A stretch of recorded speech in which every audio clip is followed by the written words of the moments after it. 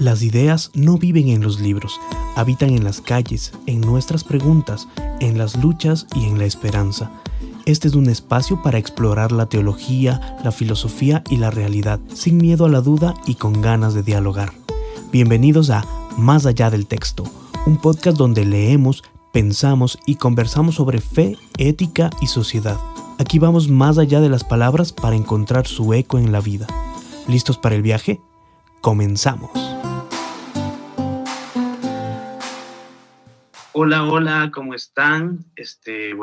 Somos Francisco Serrano y David Lara y tenemos este proyecto de podcast al que hemos denominado Más allá del texto. Un saludo grande para todos los que nos escuchan y gracias también por la oportunidad de entrar a sus hogares, a sus carros, a los lugares donde están escuchándonos. Un saludo grande, un abrazo y pues ahí está David Lara. Davidcito, salúdanos. Buenas con todos, es un gusto tenerlos aquí y que escuchen lo que tengan que escuchar. Y bueno, el día de hoy preparamos un tema que se nos vino ocurriendo. La idea de este espacio, de este podcast, es comentar algunos textos que leemos en torno a fe, a religión y relacionarnos con nuestra propia actualidad, ¿no? Con la coyuntura que vivimos en nuestro país. Somos los dos de Ecuador, pero también en el mundo en general, ¿no? Y el tema que hemos escogido para hoy se trata de la ética e identidad protestante. Esta parte de la ética protestante nos suena un montón a los que hemos leído el texto de Weber, ¿no es cierto?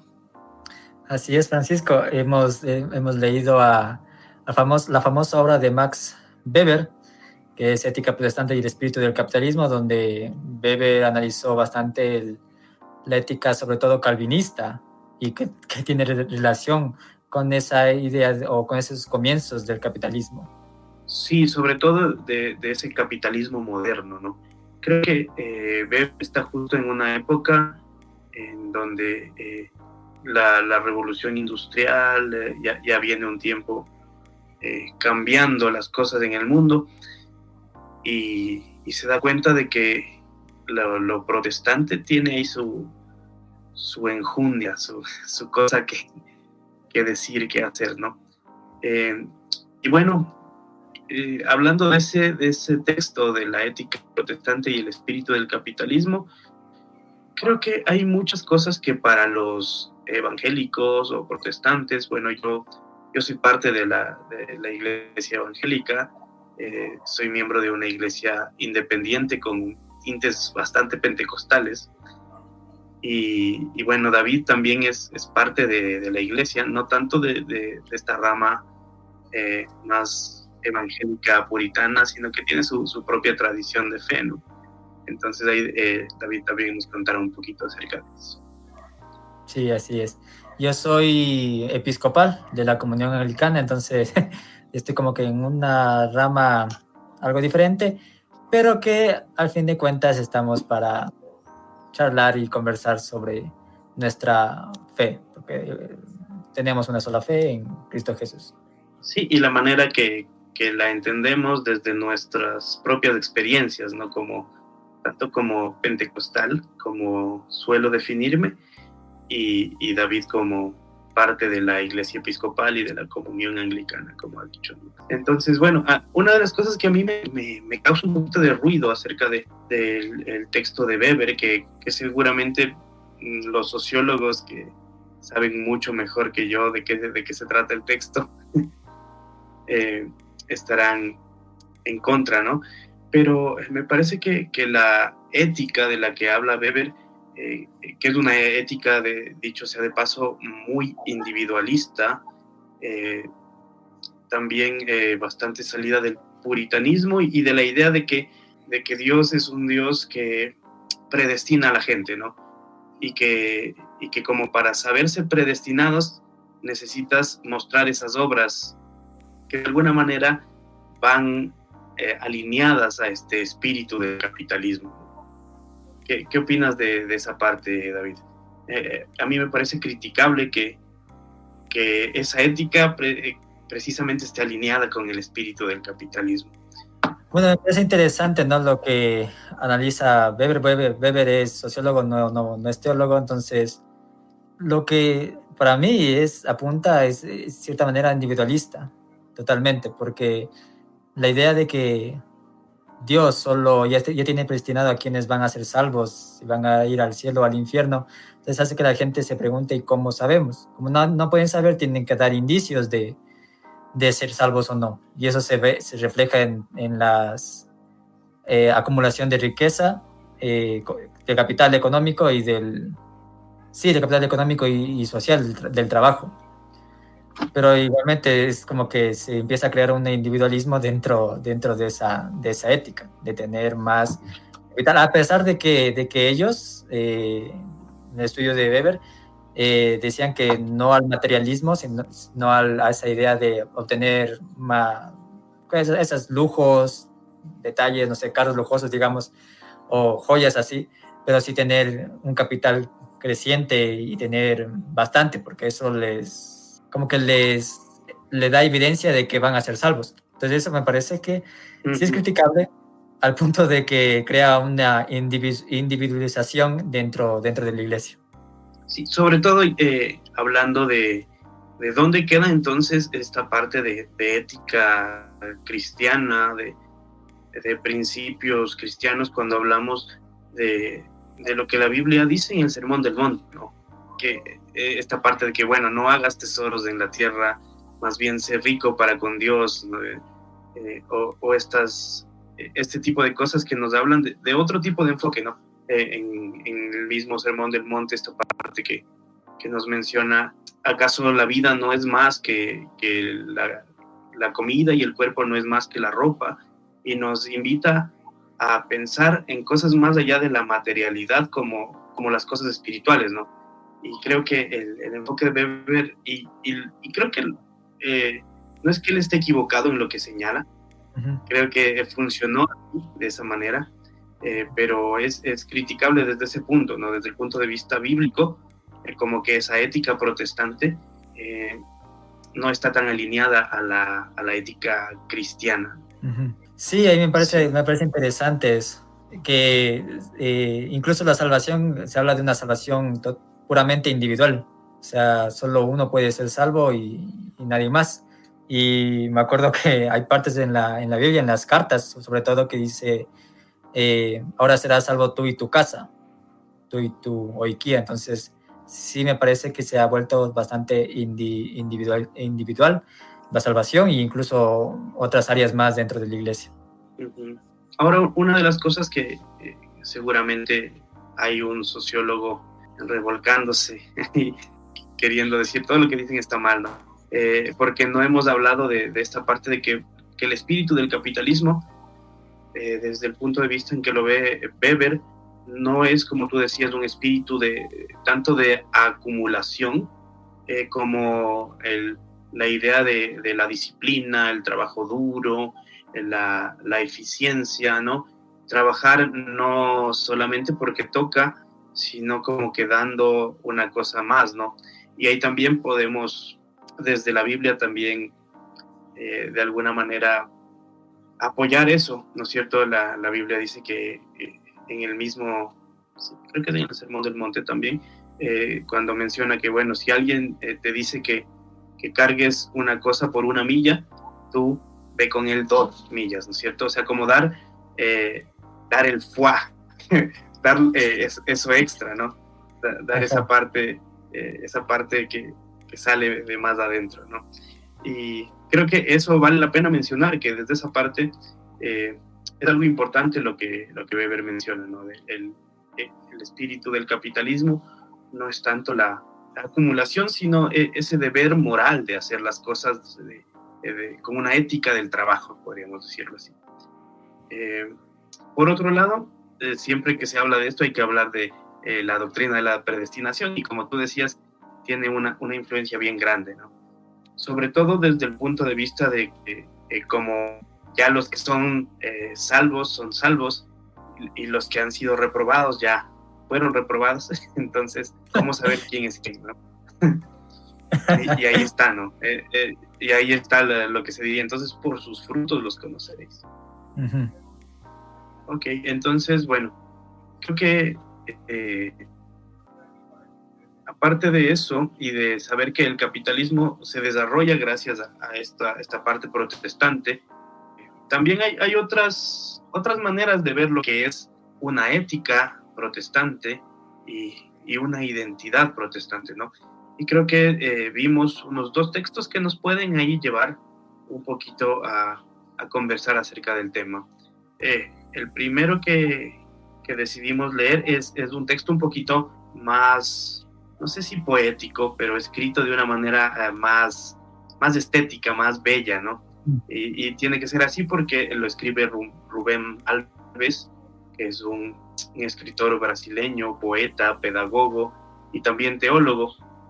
Tiene una historia interesante con la iglesia, ¿no? Me parece que él fue metodista por mucho tiempo y bueno, ahí tuvo desavenencias con la iglesia por su pensamiento, por su línea de pensamiento, y al final tuvo que salir de la iglesia, pero él escribe un texto bien bonito que se llama Confesiones de un protestante testarudo. Y bueno, cuéntanos un poquito acerca de ese texto, David, a ver qué podemos rescatar de ahí, ¿qué crees tú? Bueno, primeramente me encantó cómo ha escrito el texto, es muy fácil de la lectura, o sea, cualquiera puede leerlo sin complicaciones. Y me gusta cómo él mismo se señala porque él mismo está poniendo su vida dentro de ese, como tú dijiste, tal vez llamarlo poesía, tal vez esa forma sencilla de hablar. Y, por ejemplo, me gusta algunas que eh, he anotado yo con esto, por ejemplo, de que no estaba en el cerebro no estaba en el cerebro que me convertí en protestante, por el contrario, mi fe es compañera de imágenes de recuerdo, de perfumes, de música, de soledad, sonrisas, rostros. Entonces, bueno, y sigue hablando, ¿no? Me gusta esto en primer lugar porque como que primero dice que viene la experiencia de fe, la experiencia de compartir con los demás, de reír, de cantar. Viene incluso antes y luego puede venir después lo que es el tema más sistemático de la teología, ¿no? Entonces me gusta esto porque da hincapié no tanto a lo teórico, sino más bien a lo experiencial de la vida, la experiencial dentro de la iglesia, dentro de una comunidad de fe, no individual, sino comunitaria. Entonces me gusta, en primer lugar, esa parte.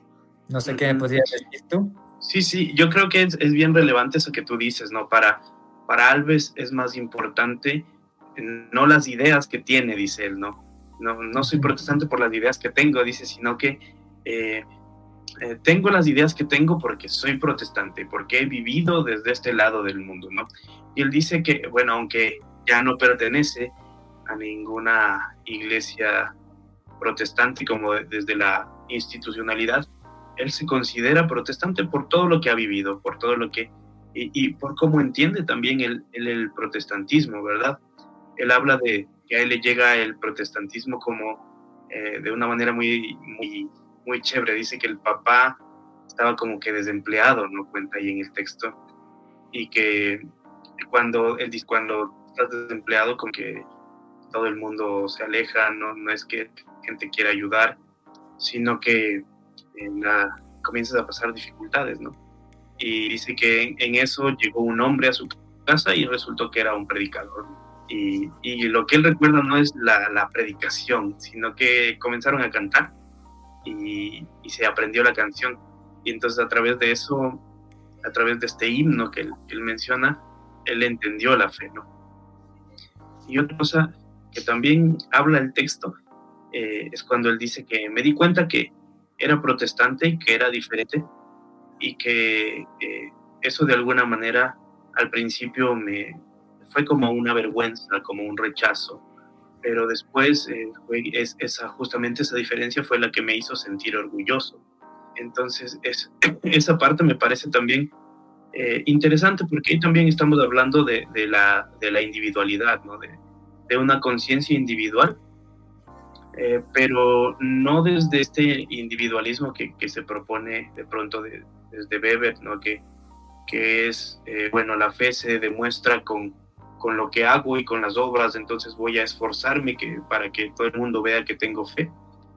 Y la fe es individual, ¿no? Así que tengo que vivir yo mismo mi fe, sino más bien en esto de poder decir, de poder expresar la conciencia individual, ¿no es cierto? La voz individual, de tener el coraje para hacerlo, más bien, ¿no? De decir cuando uno no está de acuerdo.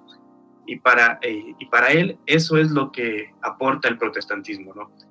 El coraje de poder hablar desde la conciencia individual. Dice que Lutero fue lo que hizo también, ¿no?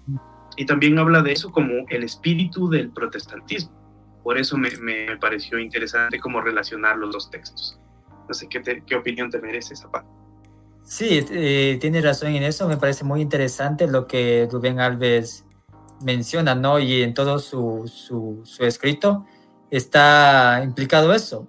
Ahora, por ejemplo, de estas, digamos, dicotomías de la religión, que a veces está como los inquisidores y luego está otras personas que ayudaron a amar y otras, pero que también o ejercieron opresión contra otras. Entonces, me parece que ahí está esa voz del protestantismo, de dar de protesta y tener ese pensamiento, ¿no? De esa razón.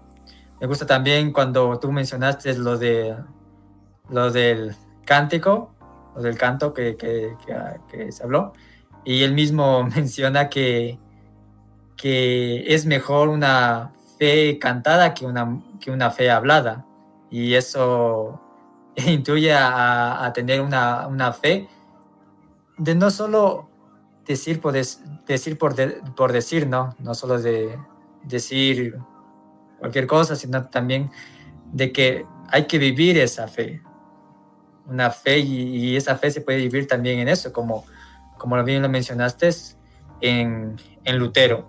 Entonces me parece que ahí es un punto increíble que tiene Alves. Sí, me parece bien relevante esa parte, ¿no? Lo que él dice, ¿no? Ese coraje de levantar la voz individual cuando uno no está de acuerdo con lo que es común para todo el mundo, ¿no? Creo que ahí también podríamos ahondar un poquito y pensar que es para nosotros en la actualidad, en la coyuntura actual, o desde nuestra opinión personal, ¿no? ¿Qué pensamos acerca de nuestros propios protestantismos? Que tal vez no, protestantes, la palabra no nos englobe tanto a los evangélicos, pero los evangélicos tenemos cierta herencia protestante. Entonces, no sé, pensar un poquito qué significa eso de ser protestante, de poner la protesta, de tener el valor de decir esas cosas para nosotros en nuestro tiempo, en nuestras iglesias, y en medio de lo que sucede ahora con el tema religioso y cómo se relaciona también con lo político en ciertos aspectos. ¿Dónde queda el protestantismo ahí? ¿Dónde queda este espíritu de ser protestante? No sé, ¿qué piensas tú respondiendo a esa inquietud, ¿no? ¿Qué crees tú? ¿Dónde queda el protestantismo hoy desde tu experiencia con la iglesia?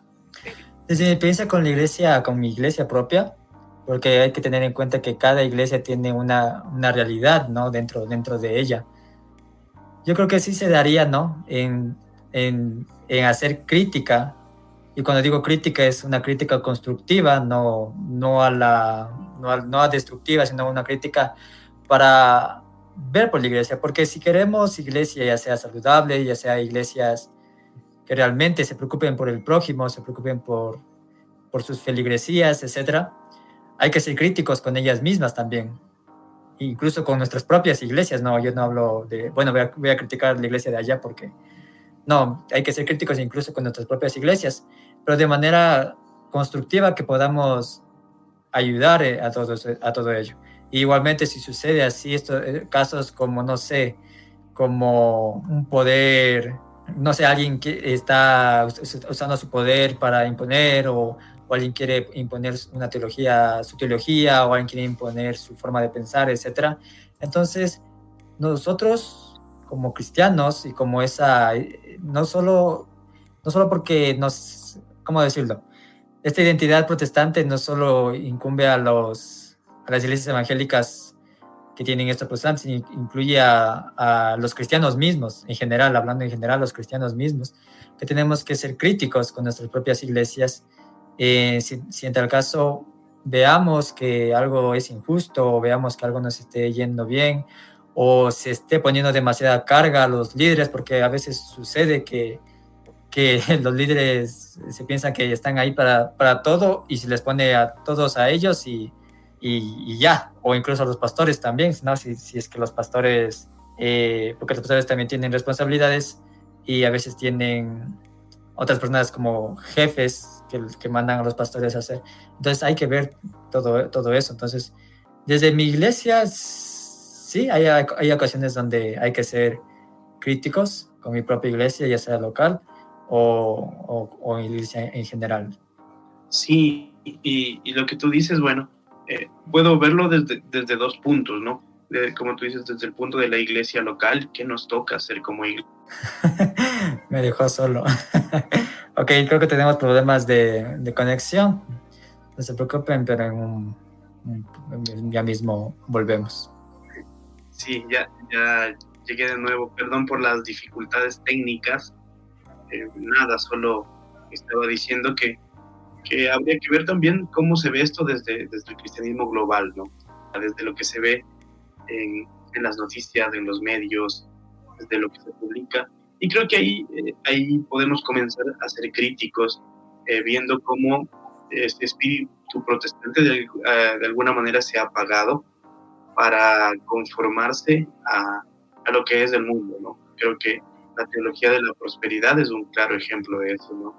Que de acomodarse a lo que pinta el sistema establecido, a lo que dicta el poder hegemónico, ¿no? que en este caso tiene que ver con la producción y la supremacía del capital por encima del ser humano. Pero sí, en la iglesia local creo que nuestro trabajo tiene que ver con alzar la voz, con denunciar desde nuestros espacios la injusticia y con, evidentemente, no permitir que en estos mismos espacios nuestros se cometan estas injusticias. Pero me da pie esto para pasar al siguiente texto que medio ojeado nada más, pero leí un ensayo al respecto, y es un texto de Paul Tillich, en el que habla también de este espíritu protestante, que él no le dice espíritu protestante, sino habla del principio protestante, pero se refiere también como un poco a esto. Tillich usa unas palabras bastante más elevadas y menos fáciles de entender que las de Rubén Alves, pero con su principio protestante ciertamente se está refiriendo un poco a esto. Entonces leímos, creo que David también leyó este ensayo de Alberto Roldán, en donde nos explica un poco qué es para Tillich el principio protestante. Entonces, no sé, David, si quieres hablarnos un poquito acerca de este principio protestante. Bueno, yo también he dado una ojeada a este ensayo, y por lo que puedo ver del principio protestante, volvemos a topar un poco esta voz crítica, esta voz de protesta que se debe de tener como parte de una ética del protestantismo, no solo ante lo que pasa dentro de la iglesia, sino lo que sucede afuera también, como dijo Francisco, como en lo político, en lo social, etc. Entonces, es uno de los puntos que tiene este principio de Tillich, tener una esencia de función crítica. También tapa un poco sobre los orígenes de la protesta, ¿no? Con Lutero, y también hace esa comparación de que, así como Lutero también hizo la protesta ante la corrupción que tenía la iglesia institucional de aquel tiempo, entonces nosotros también tenemos que ser esa voz crítica, y incluso una voz crítica. Cuando me refiero a una voz crítica, también se refiere a una voz profética, que viene a ser esas voces de protesta que tienen ante lo que dice, el poder hegemónico, ya sea religioso, político, etc. Entonces, volvemos a topar este mismo tema dentro de Tillich. Y eso que dices es bien relevante, ¿no? Cómo se puede ver lo profético como esa manera de alzar la voz ante las injusticias, ante lo incorrecto, y cómo existe, ¿no? La evidencia bíblica basta para evidenciar que lo profético no se trata de vaticinar el futuro como a veces lo entendemos, o no solo se trata de vaticinar el futuro, sino que se trata de mucho más, ¿no? Y entre esas cosas de la labor profética está justamente la denuncia, la valentía de alzar la voz hacia la denuncia y la proclamación del estado del ser humano. Y Tillich se basa en esas dos cosas. Dice que también el principio protestante es el mismo, ¿no? Primero se trata de evidenciar el estado él le llama, a ver si me acuerdo la palabra que él usa, el estado límite del ser humano. Entonces él dice, el estado límite del ser humano es que el ser humano no solamente tiene carencias y es pecaminoso, sino que en el ser humano hay una pérdida de sentido existencial. Y bueno, enumera una serie de cosas, habla de la alienación, que para Tillich la alienación y pecado son como cosas parecidas, y él dice que hay que primero enunciar cuál es el estado límite del hombre, para que después decirle la verdad es que la única salida a ese estado límite del ser humano es encontrarse con la salvación de Dios, ¿no es cierto? Esa es su manera de entender ese tema, pero dice eso, justamente que se trata de, el principio protestante se trata de no conformarse con las estructuras. Y ahí, haciendo un paréntesis, una de las cosas que la Reforma postuló es que la Iglesia reformada siempre tiene que estar reformándose, ¿no? Y creo que es algo, porque reformarse siempre es una cosa bien incómoda, ¿no? Uh-huh. Entonces, hablar de reforma en ese sentido es algo difícil. No sé qué te parezca a ti, ¿no? ¿Crees que la Iglesia está continuamente reformándose o que más bien echamos a patadas a los reformadores cuando alguien no se acomoda a lo que se piensa desde el status quo? Tal vez lo que hacemos es darle una patadita para que no venga a quitarnos la paz, ¿no? Sí, tienes razón, Panchito, ahí. Hay a veces donde incluso los que quieren reformar la iglesia y lo consiguen, a veces vienen otros a proponer nuevas ideas donde se pueda reformar otra vez la iglesia y le vuelven a echar de patadas, ¿no? Es algo curioso que sucede, como que el oprimido se vuelve opresor. Sucede muchas veces eso también. Y creo yo que actualmente no mucho sucede que las iglesias se estén reformando o se estén replanteando a sí mismas a ver qué es lo que estamos haciendo, sino que siguen los parámetros que ellas mismas se han establecido desde hace mucho tiempo. Pero debe haber algunas iglesias que sí estén así como que se replanteen esas reformas. Otras iglesias tal vez no. Entonces, ahí vamos. Me parece que para mi punto de vista, ahí vamos. Y bueno, para ir cerrando, porque creo que la gente también está como esperando saber para dónde va la conversación, quisiera que podamos ir dando impresiones finales, ¿no? Acerca de cuál es este principio protestante, o de qué relación hay entre este principio protestante de Tillich, entre este texto de Rubén Alves, en el que él habla también de un tipo de espíritu protestante, que de hecho él mismo tiene al salir de la iglesia, ¿no? Si lo sacaron por no conformarse, entonces dentro de él vive también ese principio protestante. Y con el texto de Weber también, ¿no? Que nos habla un poquito acerca del espíritu protestante, de la ética protestante y el espíritu del capitalismo. A ver, ¿qué conclusiones podemos sacar? Así como un poco mezclando la cuestión, Y también invitarles a los amigos, ¿no? Que puedan unirse a la conversación, que la idea de esto es conversar estos textos no porque tengamos la suficiencia intelectual para hacerlo, porque seamos lo máximo, ¿no?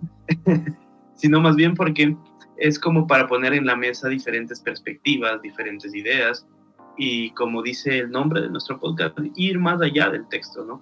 Porque es importante lo que dicen los textos, pero también es importante saber qué piensa uno, ¿no? ¿Qué piensa el que no está inmiscuido en la parte académica así tanto como los que escriben los textos? Entonces, invitarles a eso, unas conclusiones finales, ¿no? A ver, Davidcito, ¿qué se te ocurre? ¿Qué podríamos sacar de conclusión de esto que conversamos? Bueno, ¿qué se me ocurre a mí?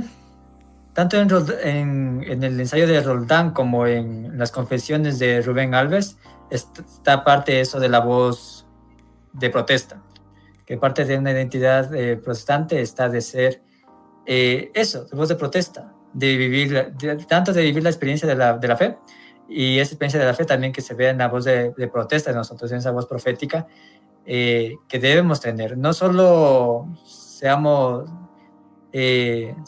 o no seamos parte del protestantismo, o seamos católicos romanos, o seamos episcopales, ortodoxos, etcétera, porque al final de cuentas, parte de nuestra fe cristiana en general es eso, ser voz de protesta contra la opresión, contra esas hegemonías que imponen. Entonces me parece ahí que es muy, muy factible esto de siempre tener esa voz de protesta, ¿no? Y de conformarnos una ética protestante, así, una ética cristiana que tenga esa identidad, ese elemento de protesta, ¿no? Y poniendo un ejemplo, ¿no? Ahorita que hago acuerdo de mi iglesia, que tú me preguntaste en este podcast con respecto a mi iglesia también. Ahorita me acuerdo que hubo ese caso de la obispa que habló con Donald Trump en esa liturgia. Entonces, ahí, por ejemplo, eso es catalogado como ya una voz profética o una voz de protesta, no tanto para pedir que se tenga tales cosas o darles puestos a alguien o darles puestos de política a otros, sino más bien pedir de misericordia contra aquellas personas que van a tener miedo ante leyes que van a perjudicarles. Entonces ahí es un ejemplo. Entonces me parece que como conclusión llego a, como ética cristiana, protestante, debemos tener una voz de protesta y de ser críticos. No sé si fue otra vez mi internet, pero te me fuiste por un rato. Creo que yo también, bueno, yo apagué la cámara un rato para Sí. conectar mi equipo porque se estaba apagando, pero me fuiste por un rato. Estaba escuchando esta parte de que de la obispa, es lo último que escuché, ¿no es cierto? Ajá. Se me fue el nombre. Bueno, pero de esta obispa de la iglesia episcopal que alzó su voz, ¿no? Con valentía. Y que, bueno, se le criticó un montón porque uno estaba ocupando esa plataforma para hacer política de izquierda. Pero bueno, la verdad que lo que hizo ni siquiera fue una crítica dura, sino fue un llamado a la misericordia. Tengo varios problemas ahorita con la conexión a internet, entonces, bueno, solamente decir que para mí la conclusión también tiene que ver con eso, ¿no? Que creo que el tema puede reducir un poquito al protestantismo a algo solamente utilitario, ¿no? Algo que sirvió en su momento para que el capitalismo se desarrollara, que fue en un tiempo algo importante por ese sentido, por el sentido de responsabilidad en el trabajo, de confiabilidad de pronto. El tema es que de pronto no deberíamos quedarnos solamente con esa intención. Bueno, ¿qué puedo decir? Gracias por habernos escuchado. Sería interesante que pongan en los comentarios sus opiniones, que ustedes también ahí dialoguen entre ustedes dentro de los comentarios para enriquecernos más, tanto ustedes como nosotros, sobre las opiniones que tengan que dar. Así vamos creciendo en fe, creciendo en conocimiento y en nuestra forma de pensar. Uh-huh. Sí, tal cual. Y bueno, eso nomás, entonces les dejamos con estas inquietudes. Vamos a estar compartiendo de pronto links a los textos de los que hemos estado hablando. Evidentemente no vamos a proveer los textos porque eso se llama piratería, pero les animamos a que los busquen en el internet, que están disponibles también por ahí, ¿no? Algunos de ellos sí se pueden compartir como el texto de Alves, que está libre ahí en una página. Un saludo, un abrazo para todos y nos vemos en la próxima entrega de este espacio que se llama Más allá del texto. Un abrazo, chao, chao. Chao a todos.